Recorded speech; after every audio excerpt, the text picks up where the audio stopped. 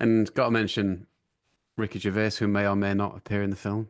Um, but how would you end up working with him? Because I came to see you at Hammersmith actually when you played in that band. But how does that relationship start, kind of thing?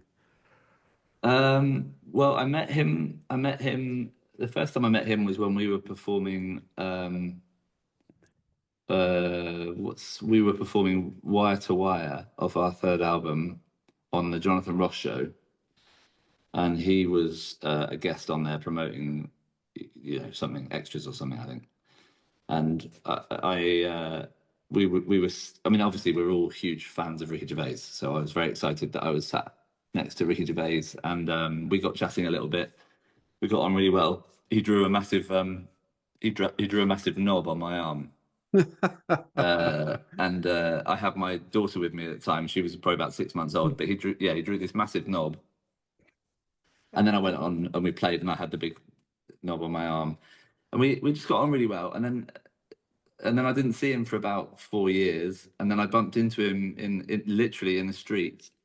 We don't live that far apart from each other in London, and I bumped into him in the street, and he said that a couple of people had told him that I'd be somebody that would be good to put a band together around the David Brent character. And obviously, I was over the moon. I was over the moon, and so I did that. But that genuinely was, we bumped into each other in the street, and because obviously, there's this slight sort of, I call it the rock nod, when you don't really know each other, but you do know each other because you're both. So we both gave each other the rock nod, and we got along well, and then we started talking a lot on the phone, and we ended up just jamming a lot and playing a lot together, and we just really hit it off. And I have to say, the most amazing thing about Ricky is that I've now been working with him for about 10 years, and I'm working with him on a new project right now. And he's just been incredibly loyal and wonderful to me. I really do feel like that is that's an utter dream. But again, I said this to Ben when we were making the Razorlight thing. As much as it's like that down to me, a lot of that, and me being like a nice bloke and a good bloke and all this bollocks, I owe so much of it to Razorlight, because that whole thing I'm talking about, the rock nod, when you know someone but you don't know someone, that Razorlight was my ticket to that.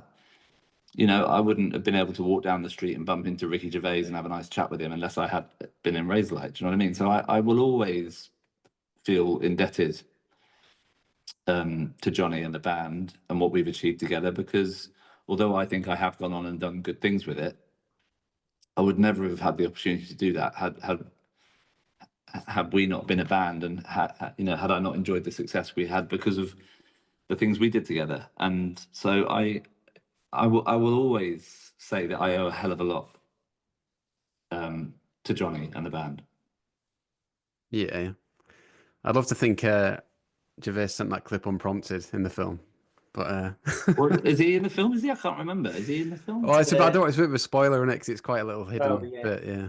All right. It, Yeah. Well, I I won't think say it it. was well, without giving it away, it was a private message that he'd sent to you Oh, is that in the film? to make it just to make you laugh.